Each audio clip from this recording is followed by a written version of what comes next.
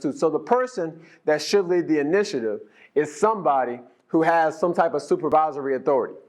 So somebody who the kids have to somebody who the teachers have to listen to is the person that should be leading the initiative. Because if you put the restorative practices coach to tell teachers, hey, you got to circle at this time on this day, why do they have to listen to them? If you've ever been any type of instructional specialist or math specialist, you know the level of struggle you have to go through in working with your peers. I remember when I first started being a math specialist, somebody said, I make just as much money as you. Which is true. Probably made more because you got more years of experience.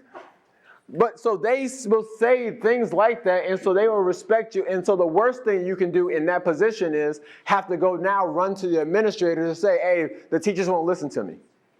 Because now when the administrator says, oh, well, I'm going to make the teachers come and listen to you, now the teachers don't have to listen to you until the administrator comes along. So you pretty much, you put that person, you handicap that person by doing that. And the same thing happens when you do the restorative practices coach. When you put somebody or specialist and put them in a position where they're having to ask people to do stuff that people really are going to push back on doing anyway, they're going to push back on you when you got the supervisory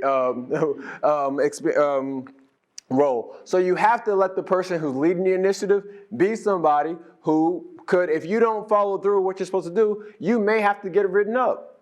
Like you may have to get some paperwork put on you in case, just to get you to see that you have to comply with what we're asking you to do. I'm going to work with you until I get to that point. But if you don't listen to me, paperwork is coming.